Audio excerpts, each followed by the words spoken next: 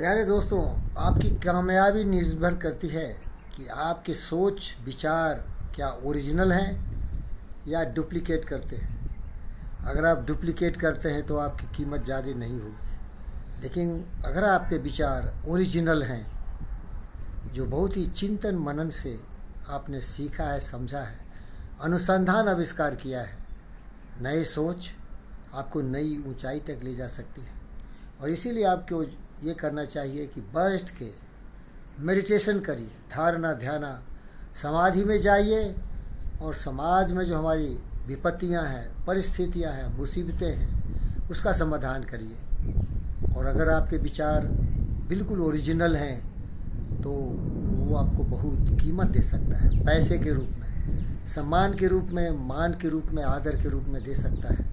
लेकिन उसके लिए आवश्यक है, जैसे मैं एकांत जंगल में बैठा हूँ और सोच रहा हूँ कि हम अपने जीवन को कैसे सफल बनाएं, कैसे उपयोगी बनाएं, कैसे हमें धन दौलत पैसे प्रेम स्नेह लोगों का मिले, तो हमें ओरिजिनल सोचना होगा। क्योंकि तीन तरह के लोग होते हैं, एक तो कुछ करते नहीं, दूसरे होते हैं दूसरे के किए कर्मों को अपना बना लेते हैं, और जो तीसरे होते हैं जो उत्तम क्लास के होते हैं, जिनके सारे सोच विचार बिल्कुल ओरिजिनल होते हैं।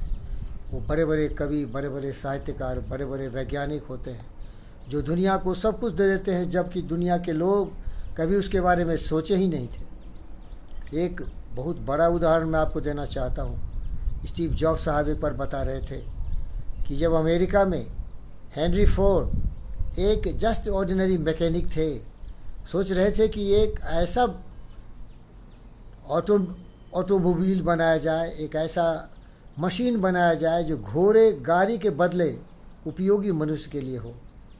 और स्टीव जॉब बोल रहे थे कि अगर हेनरी फोर्ड पूछे होते लोगों से, क्योंकि पहले के लोग केवल घोड़े चलाते थे, घोड़ा गाड़ी चलाते थे, तो लोग यही बोलते कि यार कोई अच्छा सा घोड़ा दो, अरेबियन ब्रीड का।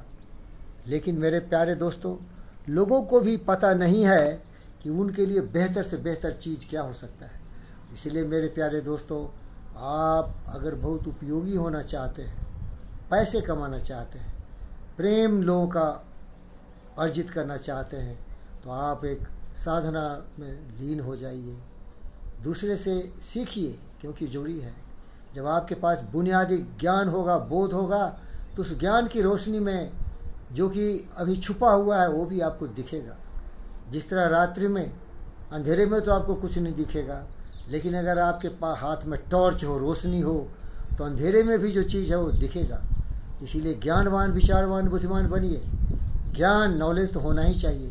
उस नॉलेज के रोशनी में कुछ ऐसे छुपे हुए चीज़ों को देखिए। संसार ऐसे अनुसंधानों से भरा पड़ा है।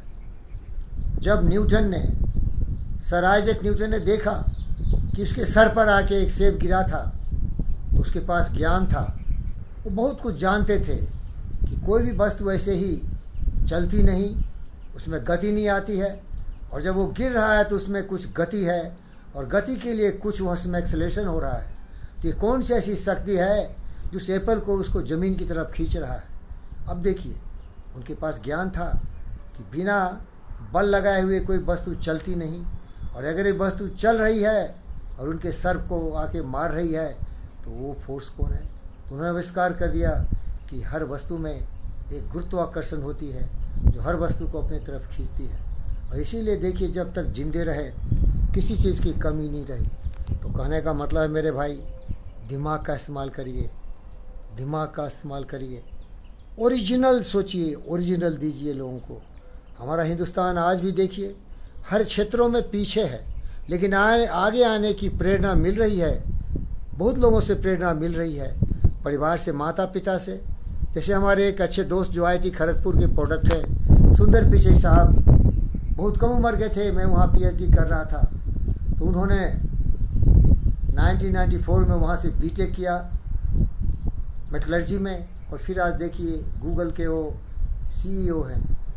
प्यारे दोस्तों, वहाँ से बहुत लोग पास होके गए, किसी इंडस्ट्री में, कंपनी में काम कर रहे हैं, लेकिन सुंदर पिचई साहब ने अलग सोचा, और आज पूरी दुनिया में हिंदुस्तान का झंडा तिरंगा जल लहरा रहे हैं। तो आप में भी ये क्षमता है, इसीलिए ओरिजिनल सोचिए, सोचिए, 1000 बार सोचिए, हजारों बार फेल हो जाइए, लेकिन सोचना मत बंद करिए, अच्छा सोचिए, मस्तिष्क की शक्ति का प्रयोग करिए। इसी में आपका जय जय होगा। धन्यवाद प्यारे दोस्त।